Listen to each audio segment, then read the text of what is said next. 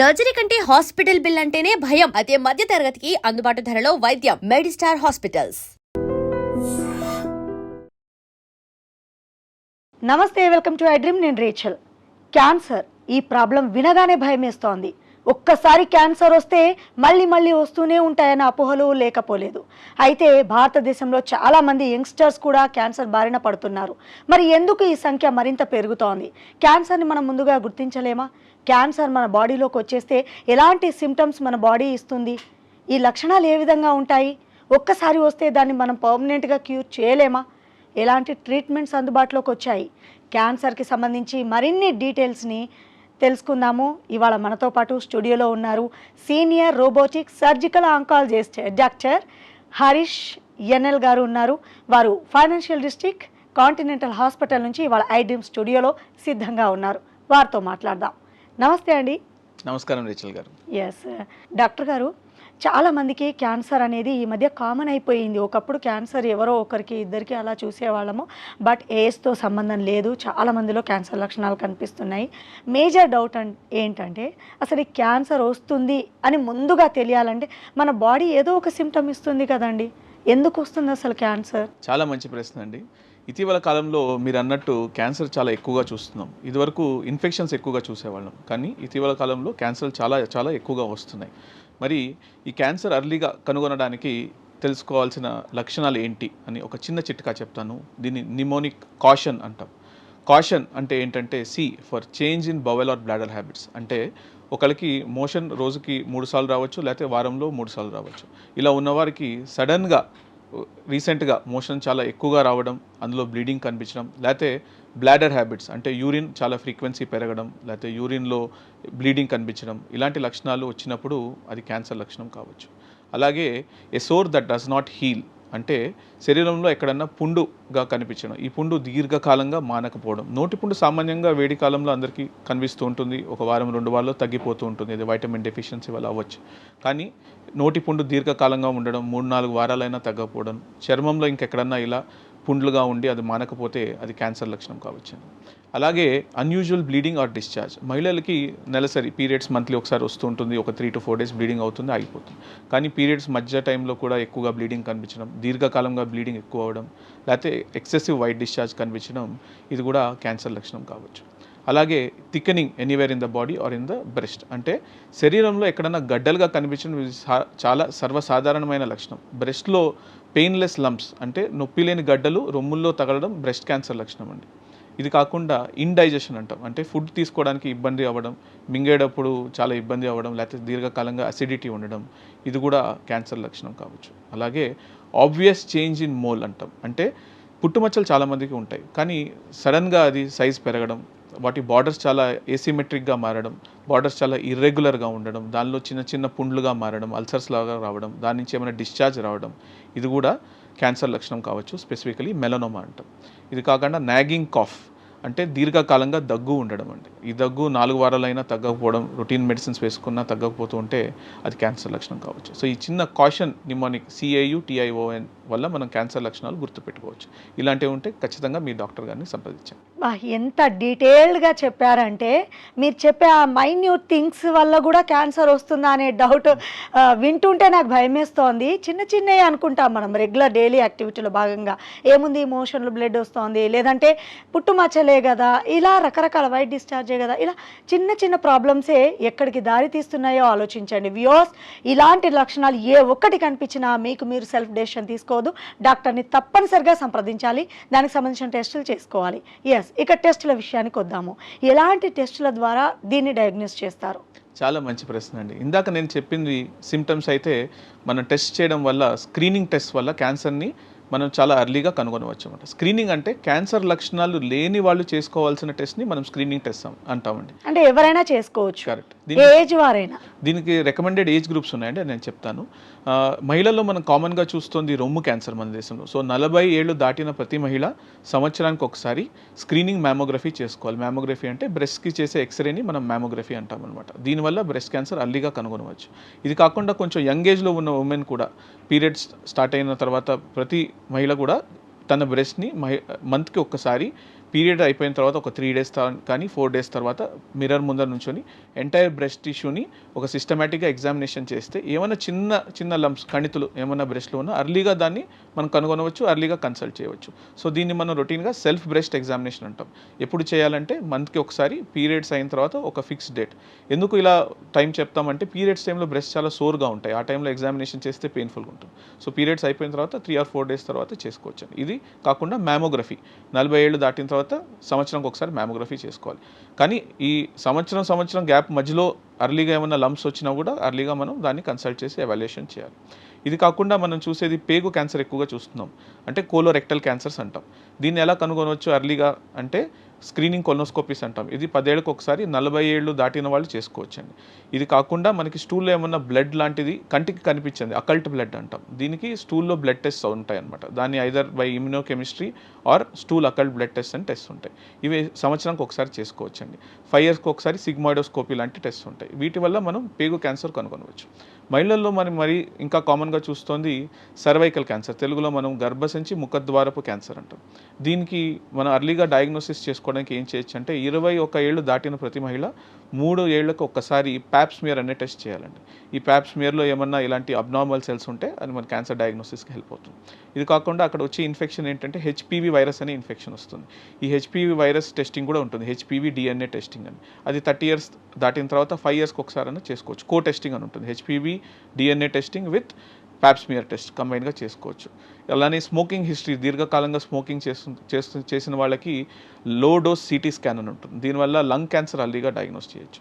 So ఇవన్నీ ఏంటంటే cancer లక్షణాలు లేని వాళ్ళకి అర్లీగా క్యాన్సర్ కనుగొనడానికి హెల్ప్ అయ్యే టెస్ట్ అండి. వీటిని స్క్రీనింగ్ టెస్ట్ అంటాం. వాటికి యాప్ట్ ఏజ్ గ్రూప్లో చేసుకుంటే అర్లీగా క్యాన్సర్ స్టేజ్ 1లో కనుగొనే మనకి ఛాన్స్ ఉంటుంది. అర్లీగా ట్రీట్మెంట్ చేసుకుంటే నయమయ్యే ఛాన్స్ చాలా ఎక్కువగా ఉంటుంది. డాక్టర్ గారు, మీరు అన్ని రకాల టెస్ట్ల గురించి చెప్పారు. బట్ బ్రెస్ట్ విషయానికి వస్తే ఇంతకుముందు మీరు చెప్పారు మన క్యాన్సర్లో పెయిన్ ఉండకపోవచ్చు, ఆ గడ్డ ఏదైతే చిన్న కణితిలాగా ఏర్పడుతుంది బ్రెస్ట్లో, పెయిన్ ఉండకపోయినా అది క్యాన్సర్కి దారి తీయొచ్చు అని చెప్పారు.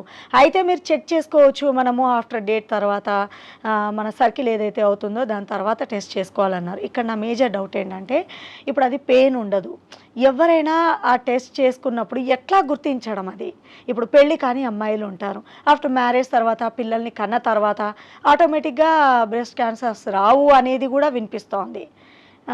ఎట్లా గుర్తించాలంటే ఏం చేయాలి?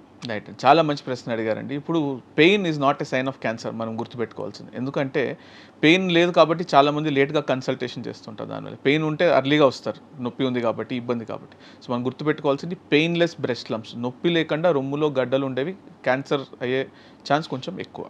సో కన్సల్ట్ చేసినప్పుడు మనం దీన్ని ఎలా నిర్ధారిస్తాము అంటే మనం ఇమేజింగ్ టెస్ట్ చేస్తాం, like mammography, ultrasound, Sono mammography అంటాం.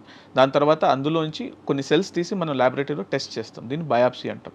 బయాప్సీ చేయడం వల్ల ఇది సాధారణ గడ్డ, క్యాన్సర్ గడ్డ అని దాన్ని ఐడెంటిఫై చేసే ఛాన్స్ ఉంటుందండి. So by doing clinical examination and by doing biopsy and we can evaluate whether it is a normal tumour or అది క్యాన్సరస్ ట్యూమర్ అని మనం నిర్ధారించాం. సో పెయిన్ ఉండాల్సిన అవసరం లేదండి, pain is not a sign of cancer. ఇంకా ఇతర లక్షణాలు ఏంటి రొమ్ము క్యాన్సర్లో మనం తెలుసుకోవాల్సింది ఏంటంటే నారింజ తొక్కలాగా బ్రెస్ట్ మీద స్కిన్ మారడం, చిన్న చిన్న డింపుల్స్ లాగా ఉండడం, నిప్పుల నుంచి డిశ్చార్జ్ రావడం, చాలా టైమ్స్ బ్లడీ డిశ్చార్జ్ అని చెప్తాం. ఒక్క సైడే ఉండడం, అది టూ సైడ్స్ కొంచెం వాటరీగా డిశ్చార్జ్ కొన్నిసార్లు ఉండొచ్చు, కానీ యూనిలాటరల్ ఒక సైడే ఉండడం, బ్లడీ డిశ్చార్జ్ రావడం, నిప్పుల్ లోపలికి వెళ్ళిపోవడం, నిప్పుల్ రిట్రాక్షన్ అంటాం, అంటే మొనలు అంటాం తెలుగులో. నిప్పుల్ రిట్రాక్షన్ కూడా క్యాన్సర్ లక్షణం అండి. రీసెంట్గా అలా నోటీస్ చేస్తూ ఉన్న ఇలాంటి చేంజెస్, బ్రెస్ట్ స్కిన్ మీద ఏమైనా చిన్న చిన్న పుండ్లుగా మారడం, ఇవి కూడా ఉంటే అది క్యాన్సర్ లక్షణం, బ్రెస్ట్ క్యాన్సర్ లక్షణం కావచ్చు. సో ఇలాంటి లక్షణాలు ఉంటే మనం అర్లీగా కన్సల్ట్ చేయాలి. ఇవి కాకుండా యాక్సిలా, చంకల్లో చిన్న చిన్న పిల్లగడ్డల్లా కనిపించడం, స్వెల్లింగ్స్ కనిపించడం, ఇది ఎలా ఎందుకు ఉంటుందంటే లింఫ్ నోట్స్ అని ఉంటాయి మన చంకల్లో. ఈ లింఫ్ నోట్స్ వాపు రావడం వల్ల కూడా అది క్యాన్సర్ లక్షణం కావచ్చు. ఇలాంటి లక్షణాలు ఉంటే ఖచ్చితంగా మన అర్లీగా క్యాన్సర్కి ఎవాల్యుయేట్ చేయాలండి. చాలా వ్యాలిడ్ ఇన్ఫర్మేషన్ చెప్పారు డాక్టర్ గారు. చిన్న చిన్న విషయాలే అని పట్టించుకోము అమ్మాయిలము, ఆయన సిగ్గుపడతారు కూడా. పెళ్ళి కానీ అమ్మాయిలు డాక్టర్ దగ్గరికి వెళ్ళాలి అంటే వాళ్ళకి ఈ ప్రోగ్రామ్ చాలా హెల్ప్ఫుల్ అవుతుంది అనడంలో ఏమాత్రం డౌట్ లేదు. And last and final question, ఒక్కసారి క్యాన్సర్ వస్తే దీన్ని మనం పర్మనెంట్గా క్యూర్ చేయలేము, అది ఏదైనా కావచ్చు, బ్రెస్ట్ క్యాన్సర్ కావచ్చు, మీరు ఇప్పుడు రకరకాల క్యాన్సర్ చెప్పారు, సో లివర్ క్యాన్సర్ కావచ్చు, ఏదైనా కావచ్చు అండి. ఒక్కసారి మన బాడీలో క్యాన్సర్ వస్తే దాన్ని మనం పర్మనెంట్గా క్యూర్ చేసే టెక్నాలజీ నవేడేస్ అవైలబుల్గా ఉందా లేదా? రైట్ అండి. సో దీనికి నేను ఆన్సర్ చెప్తానండి. ఇప్పుడు ఏ క్యాన్సర్ కన్నా ట్రీట్మెంట్ స్టేజ్ మీద డిపెండ్ అవుతుంది. ప్రతి క్యాన్సర్లో మోస్ట్ కామన్లీ 4 స్టేజ్లు ఉంటాయి. 1, 2, 3, 4. 1, 2, 3 అంటే చాలాసార్లు క్యాన్సర్ నయమయ్యే స్టేజెస్ అండి. ఎస్పెషలీ ఫస్ట్ స్టేజ్లో ఉన్నప్పుడు 90 నుంచి 95% నయమయ్యే ఛాన్స్ ఉంటుంది. అర్లీ స్టేజ్ అంటే క్యాన్సర్ ఆ అవయవంలో మాత్రమే ఉంది, ఆ అవయవాన్ని దాటి బయటికి రాలేదు. అది చాలాసార్లు ఫస్ట్ స్టేజ్ ఉంటుంది. సెకండ్ అండ్ థర్డ్ ఏంటంటే నియర్ బై ఆర్గన్స్ అయితే నియర్ బై కొంచెం spread, lymph nodes especially spread ఉన్నప్పుడు సెకండ్ ఆర్ థర్డ్ స్టేజ్ అంటూ ఉంటాం. ఇక్కడ కూడా క్యాన్సర్ మనకి క్యూర్ అయ్యే ఛాన్స్ ఉంటుంది, కానీ 1వ స్టేజ్ కన్నా చాలా తక్కువ. సెకండ్ స్టేజ్లో ఒక 60 నుంచి 80%, థర్డ్ స్టేజ్లో ఒక 40 నుంచి 60% క్యూర్ అయ్యే ఛాన్స్ ఉంటుందండి. బట్ మనకి క్యాన్సర్ స్టేజ్ కొంచెం పెరిగింది, 4వ స్టేజ్ అంటే ఫర్ ఎగ్జాంపుల్ మనం బ్రెస్ట్ క్యాన్సర్ గురించి మాట్లాడుతున్నాం. రొమ్ము నుంచి లివర్కి కానీ, లంగ్స్కి కానీ, బ్రెయిన్కి కానీ, బోన్స్కి కానీ ఇంకెక్కడైనా స్ప్రెడ్ అయినప్పుడు, అంటే క్యాన్సర్ శరీరంలో పాకిపోయినప్పుడు క్యాన్సర్ క్యూర్ అయ్యే ఛాన్స్ చాలా తక్కువ. ఆ టైంలో మన ఇంటెంట్ ఆఫ్ ట్రీట్మెంట్ ఏముంటుందంటే పాలియేటివ్ ట్రీట్మెంట్ అంటాం. అంతే, క్యాన్సర్ జబ్బు నుంచి ఎక్కువ ఇబ్బంది పడకుండా, మరీ ఫాస్ట్గా స్ప్రెడ్ అవ్వకుండా మనం ట్రీట్మెంట్ చేస్తూ ఉంటాం. కొంతమంది ఎక్సెప్షనల్గా రెస్పాండ్ అవుతారు కీమో మెడిసిన్స్కి అలాంటివి ఇచ్చినప్పుడు, but the intent main is palliative in stage 4. మరి రీసెంట్గా మనకి ఆధునికంగా ట్రీట్మెంట్ అడ్వాన్సెస్ వచ్చాయండి. ఇదివరకు ఒక 25 ఏళ్ళు 30 ఇయర్స్ క్రితం మన క్యాన్సర్ ట్రీట్మెంట్ వేరు, ఇప్పుడు వేరు. Everyday it is changing. So we call it precision oncology అంటాం. ప్రెసిషన్ అంటే ఏంటి అంటే, ఇప్పుడు ఆ క్యాన్సర్ సెల్లో ఒక జెనెటిక్ లెవెల్లో ఏ మ్యూటేషన్స్ వస్తున్నాయి, ఆ మ్యూటేషన్స్కి మనం స్పెసిఫిక్గా దానికి మెడిసిన్స్ ఇవ్వచ్చు. దీన్ని మనం టార్గెటెడ్ థెరపీ అంటాం. ఇది కూడా ఒక రీసెంట్ అడ్వాన్స్. సెకండ్ ఇలా రీసెంట్ అడ్వాన్స్ ఏంటి అంటే ఇమ్యూనోథెరపీ. మన శరీరంలో ఉన్న ఇమ్యూనిటీని మన క్యాన్సర్ సెల్స్ని అటాక్ చేయించడం, దాన్ని ఇమ్యూనోథెరపీ అంటాం. వీటికి వచ్చిన ఇంజెక్షన్స్ వచ్చాయి, రీసెంట్గా చాలా కామన్గా వాడుతున్నాం. అడ్వాన్స్ స్టేజెస్లో కూడా కొంతమంది చాలా ఉంది డాక్టర్ గారు సక్సెస్ రేట్ బట్ చాలా రెస్పాన్స్ వస్తుందండి. ఇది కాకుండా సర్జరీ పరంగా నేను ఒక క్యాన్సర్ రోబోటిక్ సర్జన్ని. సో ట్రెడిషనల్గా మనం ఒక అబ్డామిన్లో ఒక సర్జరీ చేయడానికి ఒక 15-20 సెంటీమీటర్స్ కోత పెట్టాల్సి వచ్చిందండి. ఓపెన్ సర్జరీ అనేవాళ్ళం దాన్ని. సో దానికి పోస్ట్ ఆపరేటివ్ పీరియడ్లో పెయిన్ చాలా ఎక్కువగా ఉండడం, రికవరీ టైం ఎక్కువగా ఉండడం ఉండేది. ఆధునిక రీసెంట్ అడ్వాన్స్ ఏంటి అంటే, రోబోటిక్ సర్జరీలో చాలా చిన్న కట్స్, ఒక 5 mm నుంచి 8 mm, 1 సెంటీమీటర్ కన్నా తక్కువ ఇన్సిషన్స్తో మనం సేమ్ సర్జరీ, సేమ్ రాడికాలిటీ, లోపల చేసే ఆపరేషన్ ఏమాత్రం క్వాలిటీ తగ్గదు. సేమ్ సర్జరీని మనం తక్కువ పెయిన్గా early post operative recovery, early discharge చేసుకోవచ్చు.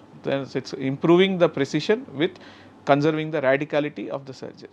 అంటే 4th స్టేజ్ లో ఉన్నా కూడా చేయొచ్చా డాక్టర్ గారు? 4th స్టేజ్ లో మీకు ఆల్రెడీ నేను చెప్పాను, మనం we are thinking about palliation, symptom control, preventing the spread of disease or preventing it from progression. 4th stage లో we don't think much about cure.